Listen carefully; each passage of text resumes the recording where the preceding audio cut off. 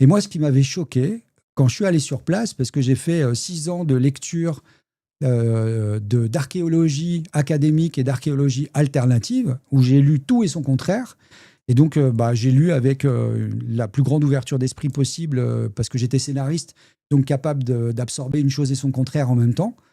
Et, euh, et en fait, je me suis rendu compte que, en allant là-bas sur place, qu'il y avait un énorme décalage entre le site de Gizeh et le reste des constructions, des temples qu'on peut trouver en Égypte. Non, mais Patrice, en allant sur place, après avoir lu pendant 6 ans des livres académiques et de la littérature pseudo-scientifique sur le sujet, tu nous as quand même gratifié de toute la restitution de ce savoir acquis. Et j'avoue que ça a été un grand moment quand même. Magnéto, Serge. Du coup, ça c'est un qui est là pour marquer, a priori, de ce que j'en sais, l'angle de la grande pyramide. C'est-à-dire que la pyramide, une fois terminée avec le parement, elle arrivait jusqu'ici. En fait, le parement, si on s'en tient à ses clous, il vient à peu près ici. Tu vois, maintenant, si tu regardes la distance de la pyramide, c'est à peu près comme ça. Enfin, je dis ça à la louche, quoi. Donc les blocs, ils étaient beaucoup plus gros que ça. Ouais. Beaucoup plus gros que ça. Ils sont écroulés. Et ça, c'est ce qui était dit sous l'expédition de Napoléon. Il disait que les blocs de parement, ils faisaient 110 tonnes. Là, les gros blocs qu'on voit là, ici, ces blocs-là, ils font à peu près 1,5 tonne en moyenne. 1,5 tonne à 2 tonnes. On me demande, est-ce qu'il reste des blocs d'origine encore? De parement? Ouais. Moi, je crois pas. Enfin, là, en tout cas, on n'en voit pas sur le site. Hein. On n'en voit pas ici? Non, on n'en voit pas ici. Donc voilà, 6 ans de lecture, tout type de littérature confondue, et l'accident bête. Hein.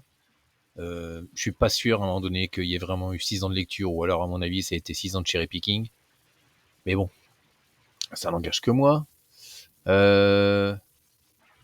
Donc, passer son temps, 6 ans, à lire des choses, puis se dire à un moment donné, bon, il faut absolument que j'aille sur place, parce que finalement, on peut parler des pyramides uniquement quand on va sur place.